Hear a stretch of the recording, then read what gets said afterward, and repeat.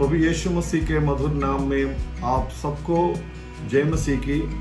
आज सुबह का मनन के लिए मैं पवित्र शास्त्र बाइबल में से एक आयत को पढ़कर छोटा सा संदेश मैं आपके सामने शेयर करना चाहता हूँ। उसके लिए मत्ती रचित सुसमाचार उसका 24 अध्याय का 14 पद को मैं पढ़ूंगा।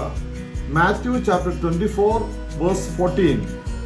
वहां पर इस प्रकार से लिखा हुआ है, राज्य का ये सुसमाचार सारे जगत में प्रचार किया जाएगा कि सब जातियों पर साक्षी हो और तब अंत आ जाएगा।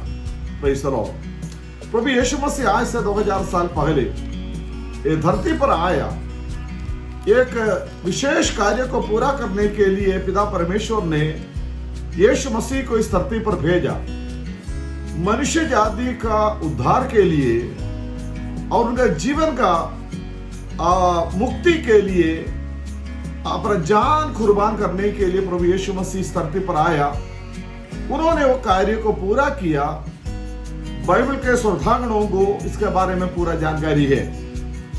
यीशु मसीह जब इस धरती पर थे 3.5 साल पूरा उन्होंने सेवकाई किया। 33.5 साल इस धरती पर रहकर उन्होंने अपने जीवन को बिताया। एक आम इंसान की तरह उन्होंने अपने जीवन को गुजारा। लेकिन जब उनका उम्र 30 साल का हो गया, उस समय पर परमेश्वर ने जिस काम के लिए उनको भेजा, उस कार्य को पूरा करने के लिए यीशु मसीह अपना जीवन को समर्पण किया। और आने वाला 3.5 साल पूरा कुछ शिष्यों को उन्होंने चुन लिया और उनको चेला बनाया और उनके साथ में चलते चलते बहुत बड़े बड़े चमत्कार का काम उन्होंने किया। आखिरी में सूली पर क्रूस पर अपना जान को कुर्बान करने से पहले प्रभु यीशु मसीह अपना चेलों को बहुत कुछ बातों के बारे में उनको बताया और खुदावंद यीशु मसीह का मृत्यु के बारे में, मृत्यु के बाद वो जी उठने के बारे में और उसके बाद स्वर्गारोहण के बारे में और पवित्र लोगों को ले जाने के लिए स्वर्ग में जो जगह तैयार करने के विषय के बारे में बहुत कुछ बातों को उनको बताया।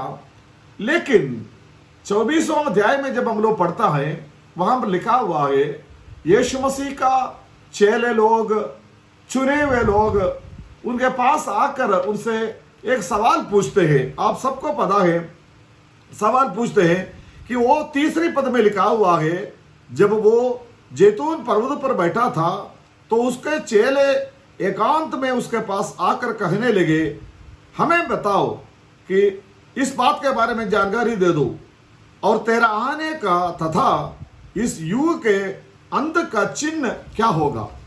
और चेलों का सवाल है, प्रभु जी, गुरु जी, आप कब आओगे वापस? जिस राज्य के बारे में आप हमें बताते रहा, वो राज्य की स्थापना कब होगा? आपका आने का चिन्ह, निशानियां क्या क्या होंगे, इसके बारे में हमें जरा सा बताओ। और खुदावंद यीशु मसीह से, गुरु से इन लोगों ने विनती किया। लेकिन 24वें अध्याय में जब हम लोग पढ़ते हैं, प्रभु यीशु मसीह उन लोगों का सवाल का जवाब सीधा नहीं दिया। आमतौर पर एक व्यक्ति के पास आकर कोई सवाल पूछते हैं, हम लोग ये कोशिश करते हैं कि सवाल का सही जवाब उनको दे दे। लेकिन यीशु मसीह उनका उस सवाल का जवाब सीधा नहीं दिया, बल्कि उन्होंने बताया कि 24 अध्याय का 1 से लेकर आप लोग पढ़ेगा तो पता चलता है। यीशु मसीह ने बताया कि जाति जाति के ऊपर चढ़ाई करेगा, राज्य राज्य के ऊपर चढ़ाई करेंगे, बहुत बड़ा भूचाल आएगा, बहुत बड़े विपत्तियां आ जाएंगे और बहुत बड़ा परेशानियां आएगा। लेकिन प्रभु यीशु मसीह उनसे कहते हैं, ये कोई भी अंत का चिन्ह नहीं है। ध्यान से सुनना, यीशु मसीह से उन लोगों ने क्या पूछा है, अंत का चिन्ह क्या होगा और आपका आने का टाइम के बारे में लोगों को कैसे पता चलेगा। लेकिन प्रभु यीशु मसीह ने कई कुछ बातें उनको बताया।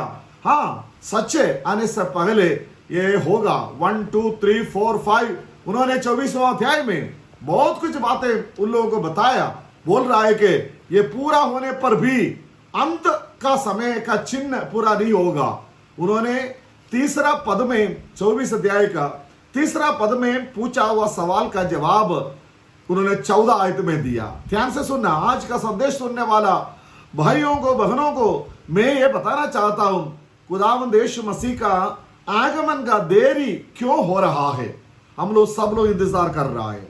हमारी दिल की तमन्ना है कि खुदावंद यीशु मसीह जल्दी से जल्दी आए। कष्ट से, संकट से, क्लेशों से, बीमारियों से भरा हुआ धरती से हमें कूच कर जाने का पूरा तैयारी है।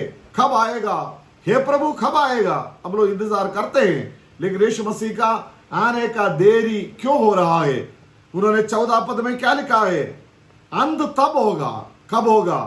ये राज्य का सुसमाचार सारे जगत में, सारे जातियों के बीच में जाकर जब तक प्रचार किया नहीं जाएगा, अर्थात उसका मतलब है कि यीशु मसीह जिस मकसद के लिए दुनिया में आया, उसके संदेश, उसके बारे में सारे दुनिया के कोने कोने में रहने वाला तमाम जाति भाषा का लोगों के पास जाकर जब तक यीशु का नाम उन लोगों के कान तक नहीं पहुंचाया जाएगा, तब तक अंत नहीं होगा।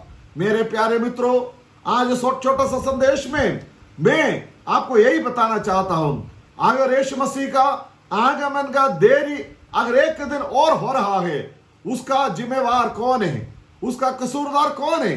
मैं और आप है। क्योंकि हमको प्रभु यीशु मसीह ने जो कार्य दिया है, उस कार्य को हमने पूरा नहीं किया, इसलिए यीशु मसीह का आगमन का देरी हो रहा है।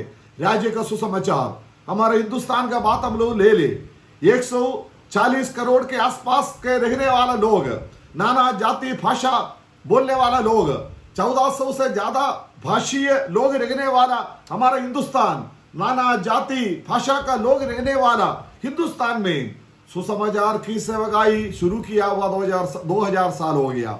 अब तक सारे हमारा हिंदुस्तान को सुसमाचार से भरने का अवसर हमें मिलने पर भी हमने पूरा नहीं किया।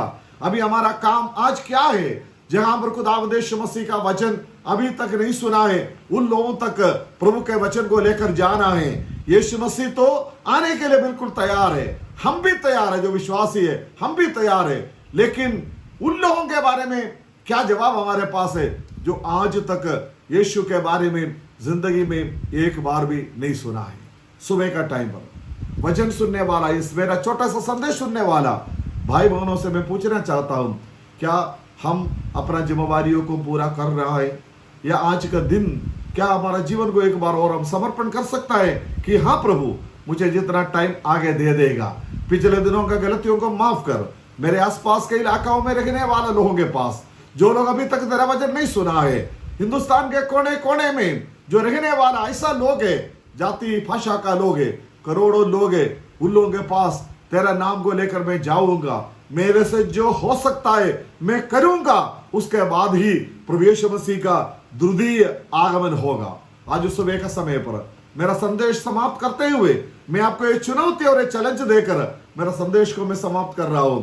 आइए हमारा जीवन को समर्पण करें, हमारा जीवन में एक निर्णय हम ले ले, डिसीजन ले ले कि कम से कम मैं आज का दिन एक नया व्यक्ति के पास जाऊंगा, जो व्यक्ति आज तक यीशु का नाम नहीं सुना है। और ऐसे सब लोग अगर इस चुनौती को अपना ऊपर ले लेगा तो हमारा हिंदुस्तान को यीशु मसीह का नाम से हम लोग भर सकता है, यीशु का आगमन के लिए हम लोगों को तैयार कर सकता है। और इस समय के लिए मैं प्रभु को धन्यवाद करता हूं, अपने आप को समर्पण करता हूं। जितना टाइम प्रभु मुझे दे देगा, प्रभु का सेवकाई के लिए, लोगों के पास वचन सुनाने के लिए अपने आप को समर्पण करता हूं। मेरी प्रार्थना है वचन सुनने वाला सब लोग इस वचन के सामने अपना जीवन को समर्पण करे। इस वचन के द्वारा प्रभु आप सबको आशीष दे। सबको जय मसीह की।